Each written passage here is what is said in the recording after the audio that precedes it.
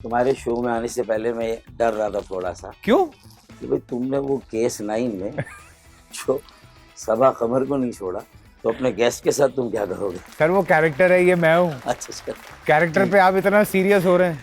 देखिए असल बात यह है कि जब कैरेक्टर को आप जिस तरह अदा करें, हाँ, इतनी ऑथेंटिसिटी के साथ झूठ बोले कि अक्सर लोगों को तो वो सच नजर आए। सर आप पॉलिटिक्स में हो गए बातें कर रहे हैं। तो इसका मतलब है कि हमें भी आपसे कुछ सीखना पड़ेगा। लग बिल्कुल, मैं इसकी अलग क्लासेस शुरू करवा रहा हूँ। इस ड्रामे के बाद मुझे काफी सारे फोन आए मुझे। हाँ डॉक्टर साहब, जिंदगी 4 दिन की है, ये तो कहावत है, लेकिन हमने अपने प्रोग्राम को इसी तरह से डिवाइड किया हुआ है कि कुछ बचपने के सवाल, कुछ जवानी के, फिर कुछ करियर के, और फिर कुछ पर्सनल सवाल भी होंगे आपसे।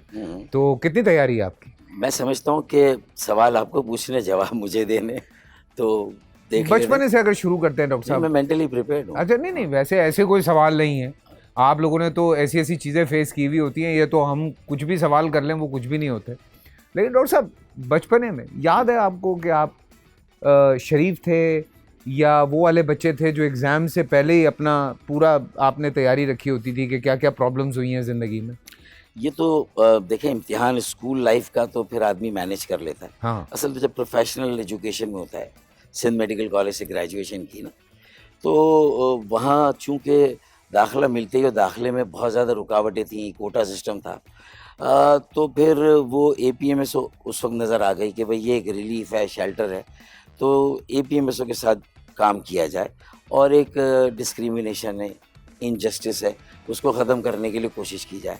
तो चूँकि वो जब ज्वाइन कर ली तो फिर आपने अपने ऊपर एक जबर कर लिया कि आपको तो एक रोल मॉडल होके ही कॉलेज की लाइफ तो गुजारनी है। ठीक है। और उसमें ना आप लाइब्रेरी में किसी के साथ अकेले बैठ सकते हैं, ना कोई कैंटीन में किसी के साथ बैठ के, टक शॉप पे, मतलब बाकी सब लोगों को को एजुकेशन था। Coeducation, Sindh medical college, JSMU। हाँ बिल्कुल। तो ये एक बड़ी तकलीफ दे मरहला था, काफी तकलीफ से क्योंकि जो चीज़ इसके ऊपर हावी थी वो एक कॉज था, बिल्कुल, पैशन के साथ, सिंसियरिटी के साथ, ओनरशिप के साथ, और एक दिल से था कि भाई नाइंसाफ़ी ख़त्म होनी चाहिए। लोगों के करियर तबाह हो रहे हैं, फ्यूचर, उनका फ्यूचर और मुल्क का फ्यूचर अगर वो तारीख होगा तो फिर मुल्क आगे कैसे। तो ये सारी बातें थी। लेकिन उससे पहले अगर आप लड़कपन में चले जाएं तो उसमें मैं बहुत शरारती था। शरारती था? हाँ, मुझे खुद समझ में नहीं आया। उसके बाद शायद मैंने यू टर्न ले लिया लाइफ में, और लोगों ने कहा ये तो बहुत सुलझे हुए, समझदार, बहुत ही ज़्यादा डिसेंट है ये। बचपन में असल में मैंने अपनी अम्मी को थोड़ा ज़्यादा तंग किया था। वो खाना मेरी मर्ज़ी का नहीं पकता था। मैं स्कूल से आता था तो जो कपड़े सुखाते थे ना डोरी पर, वो मैं नीचे गिरा देता था। तो मैंने कई ऐसी बातें की, हाँ ये मैंने की है। अच्छा। हाँ, जिसका मुझे बहुत रिग्रेट है। खैर मेरी अम्मी ने मुझे कई बार माफ़ भी किया। फिर दूसरा, मेरे वालिद साहब जब बहुत तंग आ जाते थे तो मुझे वॉशरूम में बंद कर देते थे ना। अच्छा, मेरे पास एक ही टूल था, एजिटेशन। अच्छा। वो वहीं से सियासत सीखी। और वो ये था कि मैं वो जो शावर जो था वो मैं खोल देता था। हाँ। और वो नल सारे खोल देता था। तो उसे कहता था कि पूरी बिल्डिंग का पानी जब ख़त्म हो जाता था तो बिल्डिंग वाले आते थे, मुझे रेस्क्यू करते थे कि भाई अपने बेटे को आप निकाले, तो हमारा पानी कायम रहे टैंक में, ओवरहेड टैंक में। तो ये एक सिलसिला था। लेकिन उसके बाद मैंने पढ़ाई भी रखी, अच्छे नंबर से पास हुआ। जब BVS पारसी स्कूल में गया तो उसमें थोड़ी मुश्किल हुई, लेकिन फिर मैंने कवर किया। फिर फर्स्ट डिवीज़न आई, नेशनल कॉलेज में गए, उसमें 1 नंबर से कराची में कोटा सिस्टम के से दाखिला रह गया।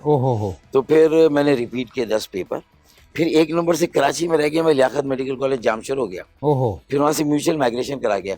तो बहरहाल वहाँ की जब लाइफ देखी, एक कौम परस्ती, नेशनलिज्म, और जो दूसरे बच्चों के साथ जो सलूक था, उसने और ज़्यादा मेरे अंदर ये एहसास पैदा किया। सर हम जाएंगे पॉलिटिक्स की तरफ, लेकिन मैं पॉलिटिक्स तो चूंकि आई है तो आई कांट अवॉइड। मैं हाँ बिल्कुल अभी थोड़ी देर में उस पर जाऊंगा, लेकिन मैं एक बात पूछना चाह रहा हूँ। हमारे बचपने में हमारा सॉफ्टवेयर अपडेट जो है वो अम्मा या अब्बा एक चीज से कर देते थे, तो आजकल तो बच्चे को आप मार ही नहीं सकते ना। नहीं। तो उस वक्त आपका सॉफ्टवेयर अपडेट अम्मा करती थी या अब्बा करते थे? बस अम्मा जब ज्यादा तंग आ जाती थी तो फिर अब्बा आते थे। अच्छा। और वो थोड़ा अपडेट करते थे। ठीक है। लेकिन ये कि उसके बाद वो जब ये वाली चीज करते थे तो भी समझ गए कि भाई इसके साथ किसी और तरीके से थोड़ा डील करना पड़ेगा। ठीक है। तो मेरी छोटी मोटी फरमाइशें बेचारे वो पूरी कर देते थे। ठीक है।